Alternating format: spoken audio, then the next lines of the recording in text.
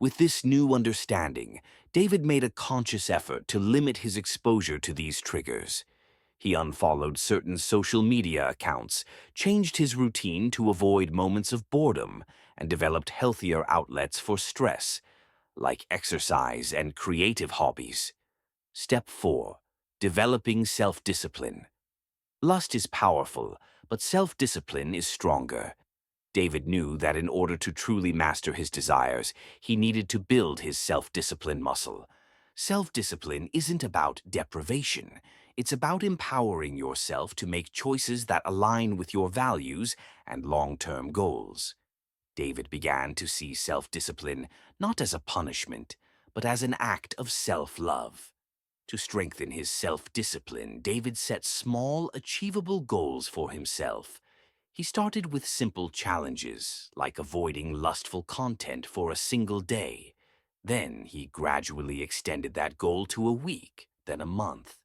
Each time he succeeded, his confidence grew, and the grip that lust had on him weakened. But self-discipline isn't just about avoiding temptations. It's also about cultivating positive habits that fill the void. David replaced his mindless scrolling with reading, learning, and engaging in activities that fueled his personal growth. He realized that when he filled his time with meaningful pursuits, there was less room for distractions, like lust. Step 5. Channeling energy into positive outlets. One of the most transformative lessons David learned was that lustful energy, if not channeled properly, can build up and cause frustration. But that same energy, when redirected, can be used to fuel creativity, passion, and productivity. David took up running, something he had always wanted to do but never found the time for. Every time he felt that familiar surge of desire, he laced up his shoes and hit the pavement. The physical exertion not only helped him release pent-up energy, but also gave him a sense of accomplishment and clarity. He also poured himself into his work and personal projects. Every time lust threatened to distract him, he channeled that energy into his goals. It wasn't easy, but over time, David realized that lust didn't have to be an enemy. It could be a motivator. It was all about how he chose to use it. Step 6. Building a support system.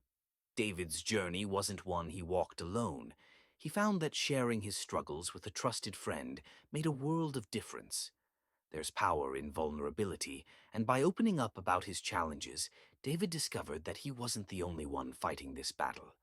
Many of his friends had similar experiences and were eager to offer advice, support, and encouragement. If there's one thing David learned, it's that no one has to face their struggles alone. Whether it's a close friend, a mentor, or even a professional, having someone to talk to can help keep you accountable and grounded. David found that simply having someone to check in with made it easier to stay committed to his goals. Step 7. Practicing self-compassion. Perhaps the most important lesson of all was self-compassion. David realized that no one is perfect, and slip-ups are a part of the process. There were days when he fell back into old patterns, and for a moment it felt like all his progress had been lost. But instead of beating himself up, David learned to forgive himself and move forward. Lust is a natural feeling, and the goal isn't to eliminate it entirely, but to manage it in a way that aligns with your values. David learned that every setback was an opportunity for growth.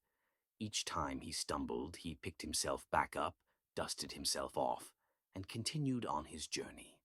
Conclusion. By the end of his journey, David had transformed. He was no longer a slave to his impulses. He was in control of his desires. The key, he realized, wasn't in suppressing his feelings, but in understanding them, acknowledging them, and channeling them in ways that served his greater purpose. And so, the next time you find yourself overwhelmed by lustful thoughts, remember David's story. Acknowledge the feeling, don't judge yourself for it, and take back control of your mind. With mindfulness, self-discipline, and a little compassion, you can transform your relationship with desire and live a life that's not controlled by fleeting urges, but guided by your highest intentions. Remember, mastering your desires is not about depriving yourself of joy. It's about reclaiming your power and living a life that's true to who you really are. It was a quiet evening when I found myself sitting on a park bench, lost in thought. A gentle breeze rustled the leaves around me, and people passed by, wrapped up in their own worlds. But as peaceful as it seemed on the outside, inside me a storm raged, a storm of desire, temptation, and lust. We've all been there, haven't we? That overwhelming feeling when your mind gets hijacked by a single thought, a single image, or even a single person, and suddenly it feels like nothing else matters. Lust has a way of clouding our minds and distorting our perceptions, but it doesn't have to control us. Today, we're going to dive deep into how to control lustful feelings using a powerful story that many can relate to. It's a story of inner strength, and by the end of it, you'll understand not just how to control lust, but how to take back control of your life. The encounter. Let me tell you about a man named David. He was like anyone else, ambitious, driven, and full of potential. David had always been someone who thrived on discipline and routine. His days were structured, his goals were clear, and his work ethic was unshakable. But, like most people, David had his own inner battles to fight. One day, while scrolling through social media during a break, David came across a post that instantly caught his attention. The image was alluring, enticing, and before he knew it, his thoughts had spiraled into a web of lustful fantasies. It wasn't the first time this had happened. He had experienced this before, a sudden wave of desire that clouded his judgment and pulled him into a cycle of indulgence and regret. But this time, David made a decision. He didn't want to be controlled by his impulses anymore. He wanted to be in control of his own mind, his own actions, and his own future. And so, his journey to master his lust began. Step 1. Acknowledging the problem. The first step in David's journey was acknowledgement. Many people try to suppress their feelings of lust or deny that they even exist, thinking that if they ignore them long enough, they will disappear. But the reality is, the more you suppress something, the more power it gains over you. Lust is a natural human feeling, and there's no shame in acknowledging that it exists. David realized this. He understood that in order to overcome this challenge, he had to be honest with himself. Lust wasn't an external force acting upon him. It was a part of him, a part of his nature that he needed to understand and manage. By acknowledging his feelings, David took the first major step towards gaining control. He started to journal about his experiences, writing down the moments when lust took over his thoughts and how it made him feel. This simple act of putting thoughts into words helped him understand that these feelings were fleeting. They came and went like passing clouds, but only if he was aware of them could he prevent them from turning into a storm. Step 2. The power of mindfulness. David's next step was to practice mindfulness.